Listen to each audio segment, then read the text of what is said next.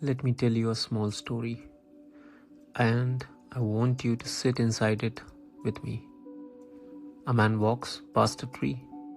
On the tree, there is a flower, fully bloomed, at its most beautiful. And the man thinks, let me offer this to God. So he plucks it. He carries it to the temple.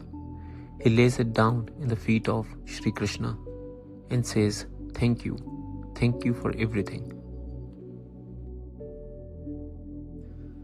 Now, in this one small moment, there are three beings. There is the flower, which was the part of the tree. That tree was its family, and the moment it was plucked, it began to die. There is a man who meant nothing but good. In his heart, there was only devotion, and there is God to whom the flower was given. So here is my question, and I have been turning it over for a long time. Who collects the karma? Think about it carefully, because it's not as simple as it looks. Did the man do something wrong? He tore a living thing away from its family. The flower will now die. Soon, then it had to. By one way of seeing, that's violence. Small violence, but violence. Or did the man do something good? His intentions were pure. He wanted to give the most beautiful thing he could find to the divine. The flower, he reasoned, would have died on the tree anyway. So why not let its last moment be an offering? And the flower itself, is it a victim or is it blessed? It was something to wither on a branch where no one could notice, eaten by insects. Instead, it ended its life at the feet of God. Some people would call the luckiest flower on the tree. And God? What does God make of all this? If God is everything, if the tree is God, and the flower is God, and the man is God, then who exactly wronged whom? Who is the giver and who is the gift, when all three are the same? I don't have an answer. I want to be honest with you about that. From the very beginning, I have spent a long time with this question, and I do not have the answer. But I think the not knowing is going to teach us more than any other answer could. Because this isn't really about a flower. This is about everything we do. Every single day, we act, we make choices, we help, we hurt, we take, we give. And most of the time, we don't even know which one we are doing. Sometimes people commit mistakes and they don't even realize it was a mistake. Their intentions were good, the result was harm, or their intentions were selfish and somehow good came out of it anyway. So if I can't even decide who is right in the story of one flower, how does anyone decide it for an entire human life? So I went looking. I thought surely somewhere somebody figured out the rule. Surely across all these thousands of years, someone wrote down how karma is actually decided. And what I found is, they did write it down. The problem is, they don't agree. There was one teacher who said it very simply. He said, it is the intention that is karma. What you intended, that is what counts. By that rule, my flower, man, is safe. His heart was pure, so the act was pure. The flower's death doesn't touch him. But there was another tradition, just as old, just as serious, that said the exact opposite. They said, no, it is the act itself that binds you.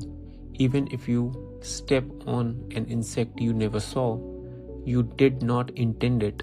You didn't even know. you have still collected that karma. The universe doesn't check your heart, it checks what happened. Two of the oldest schools of thoughts on this earth both spent centuries on this single question. And on the thing that matters the most, does intention count or does the act count? They landed in completely opposite places. So when you and I sit here casually deciding who's good, who's bad, we are answering a question that the greatest minds in this history could not answer together. That should make us very, very quiet.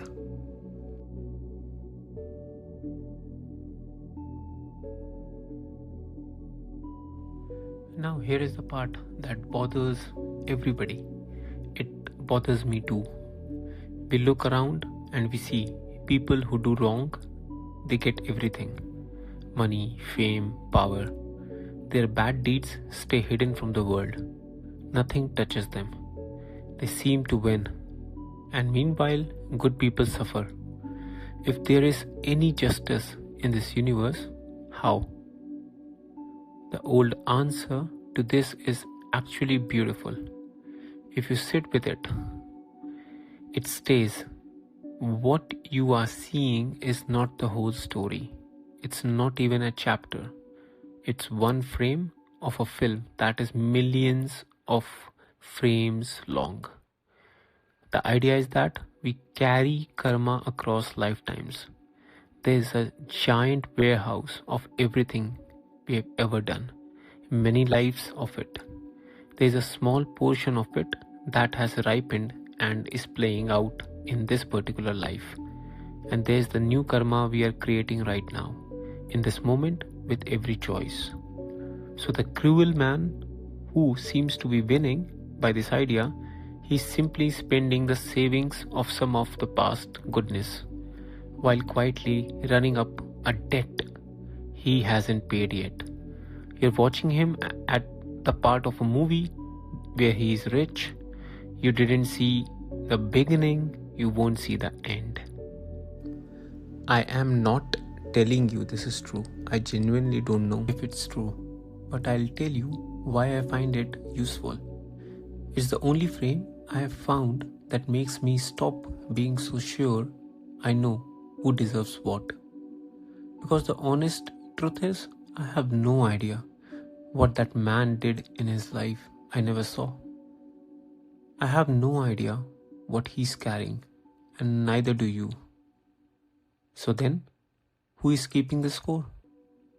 Who actually decides? People give it different names. Some say God decides, some say Shanidev, the planet of justice. Some say there's a cosmic leisure that runs by itself automatically, like a law of physics. No judge needed, just cause and effect. And even down here is a small human world. We built courts. We put a judge in a chair. We said, you decide what is right and wrong. And if one tired human being in a robe could see all the way into the human being's soul, the truth is nobody knows. Nobody knows the rules. Nobody has seen the rule book. We don't even know if the intention counts or the action counts. We don't even know if there's a judge or just a law. We don't know how many lifetimes are in this calculation. We don't know anything really. We just agreed as a species to act like we do.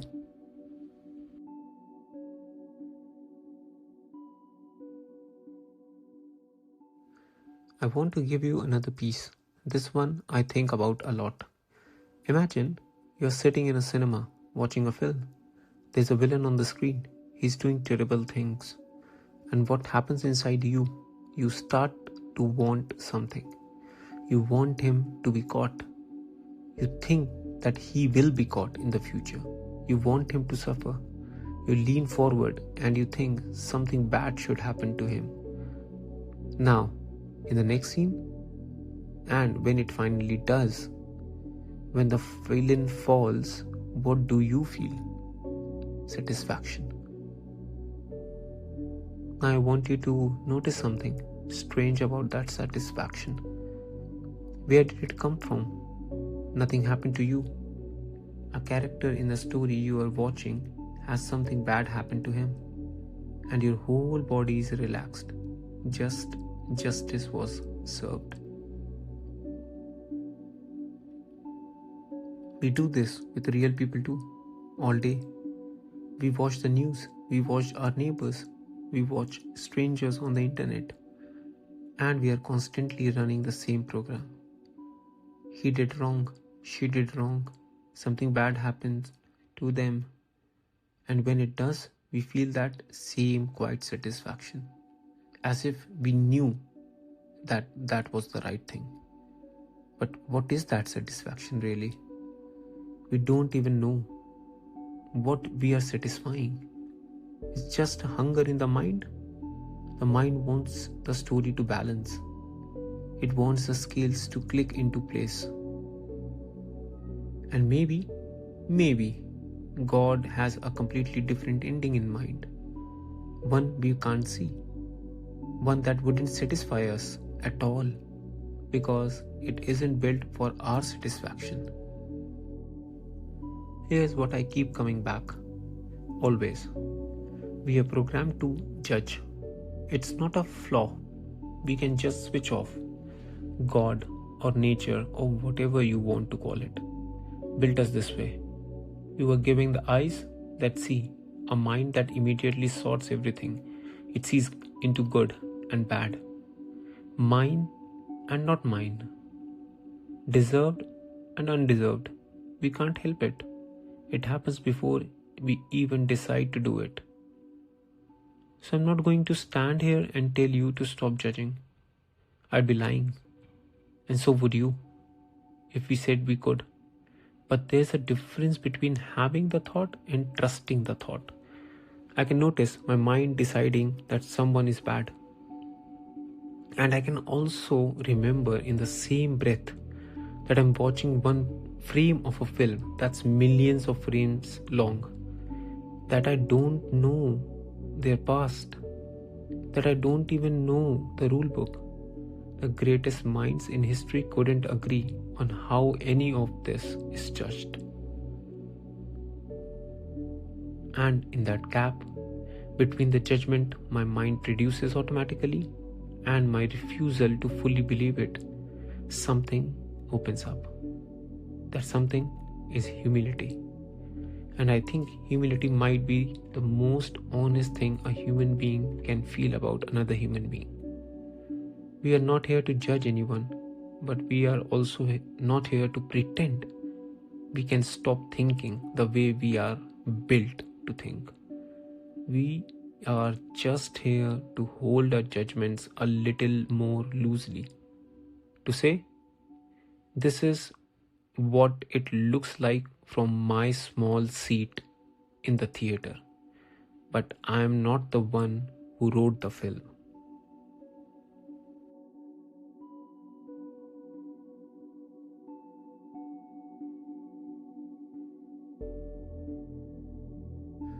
Now I want to tell you the thing I actually believe, and it goes deeper than everything I have said so far.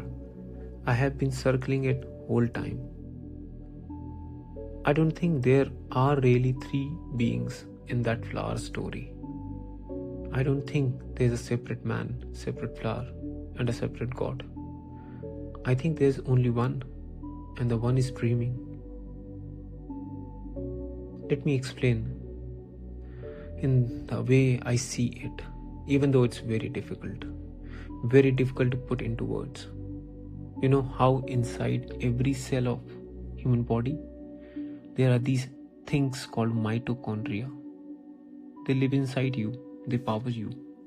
And as far as they are concerned, they are the whole world. They don't know they are inside a larger being. They don't know that all of them together are making one person, you. I think we are like that. I think we are living inside God, not watched by God from far away. Inside Him, like cells inside a body, we are tiny and we think our small life is the whole of the reality. But all of us together, every person, every animal, every tree, every stone, all of us together are the body of one being who is dreaming.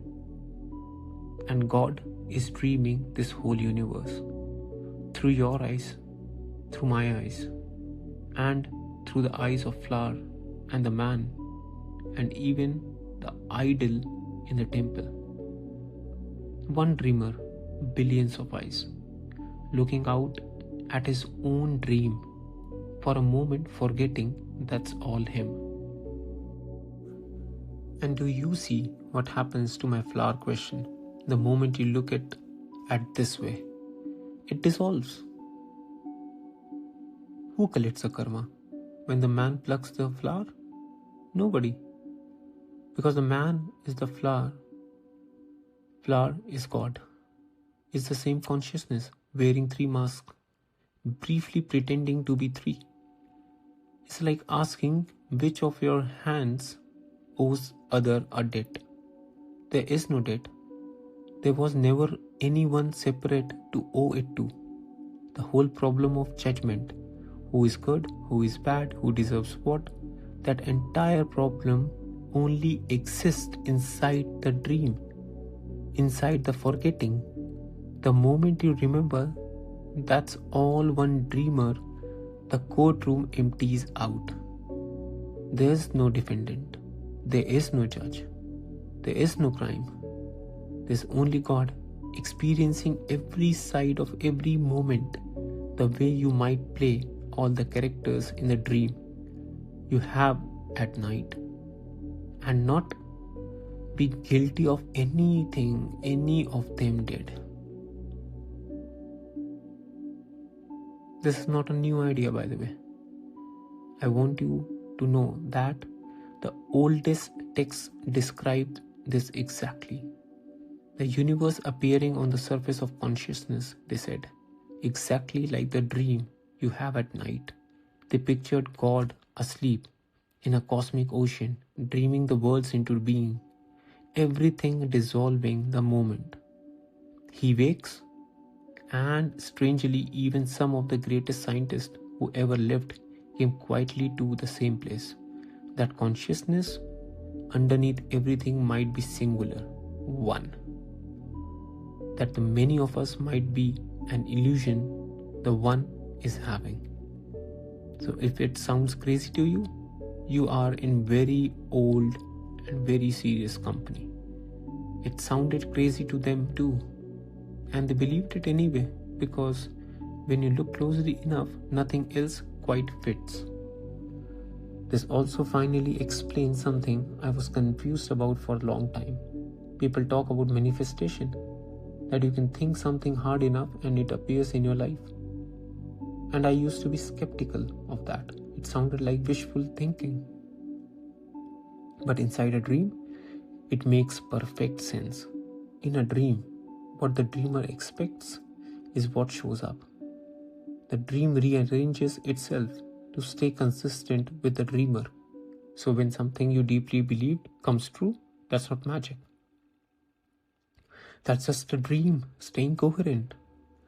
It's God's dream bending gently around the expectation of one of His own characters. It's not a separate force you control. It's not you bending the universe to your will. It's just you remembering for a second that you are the dreamer and the dream responding. And that, I think, is what they meant by moksha, liberation. It's not going somewhere. It's not earning anything. It's just waking up inside the dream. Realization. Realizing while you are still here, still living your tiny life through your 2 small eyes, that you were never the character. You were always the one dreaming the character. The man, the flower, the god in the temple, the villain on the screen. the audiences wanting him to be punished, the judged, all of it. One being, dreaming through a billion of eyes, slowly. In a few moments of those eyes beginning to wake up. So I leave you where I started, with the flower. The next time you catch yourself deciding that someone is good or bad, that someone deserves something, that the scales need to be balanced, just pause for a second and remember the flower. Remember that you don't know the rules, that no one does, that you're watching one frame of a film that millions of frames long. And that may be, just maybe, the person you're judging and you who is judging them are the same dreamer, briefly looking at himself through different eyes and forgetting. I don't know if any of this is true. I really don't. But I know that holding it makes me gentler. And in a world this confusing, I'll take gentler. That's all I have for today. Maybe next time I'll go deeper